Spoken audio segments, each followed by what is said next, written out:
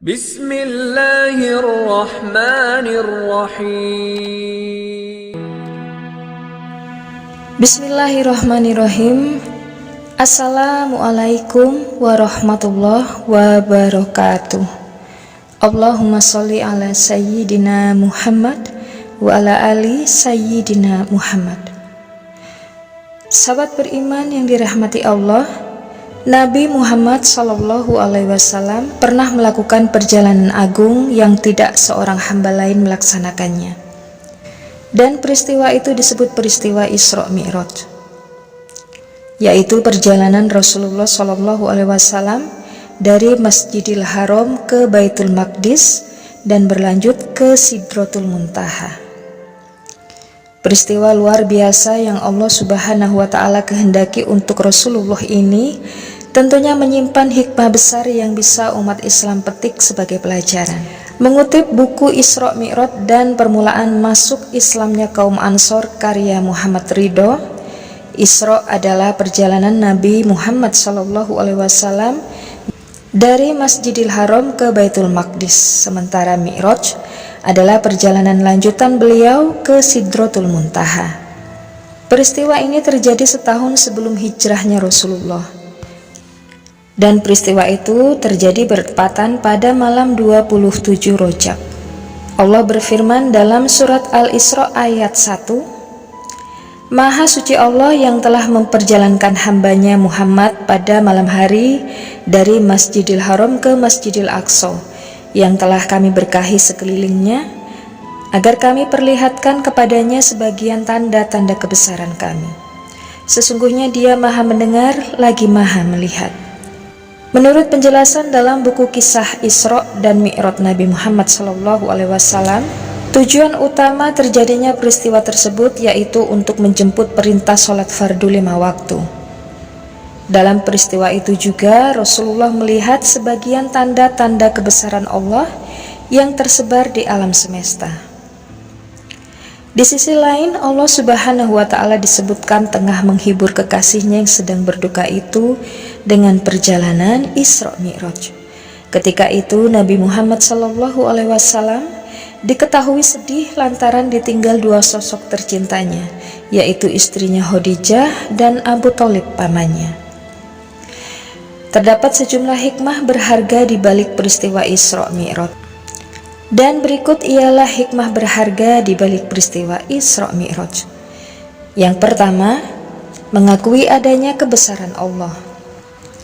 Isra Mi'raj merupakan perjalanan agung yang bisa disebut tidak masuk akal.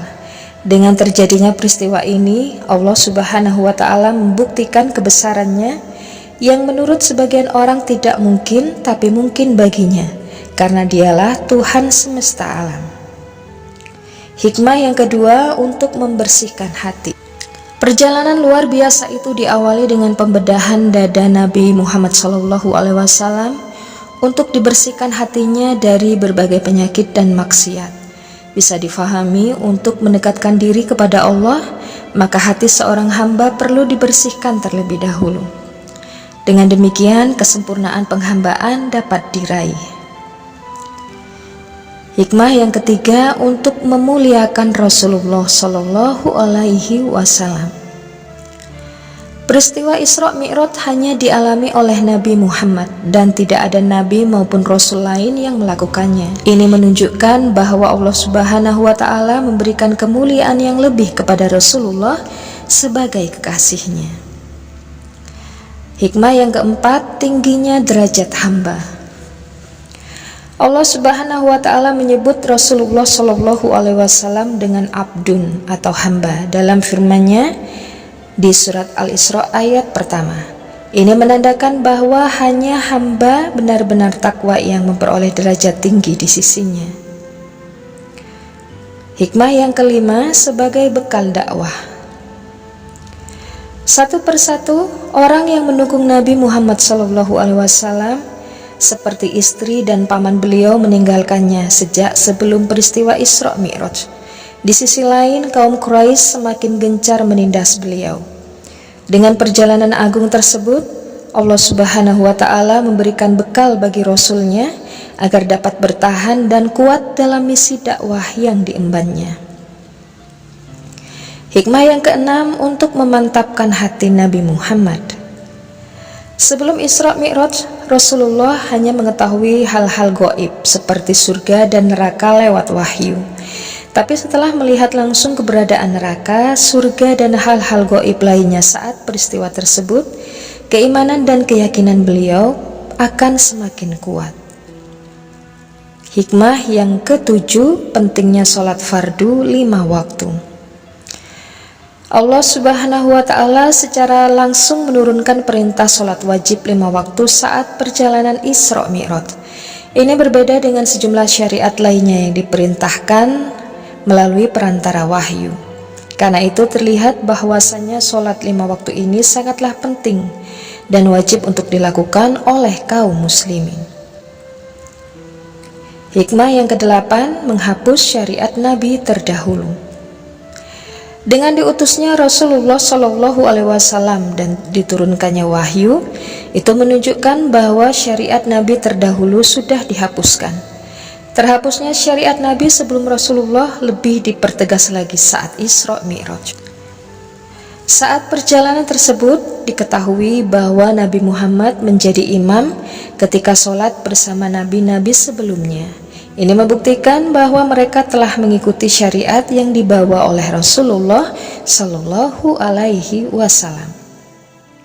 Hikmah yang kesembilan, untuk menyampaikan kebenaran. Nabi Muhammad menceritakan perjalanan Isra Mi'raj kepada para sahabat dan penduduk Mekah kala itu. Karena dinilai tidak masuk akal, sebagian orang tidak meyakininya. Walau begitu, Rasulullah tetap menyampaikan kebenaran yang dialaminya, meski ada yang tidak mempercayainya.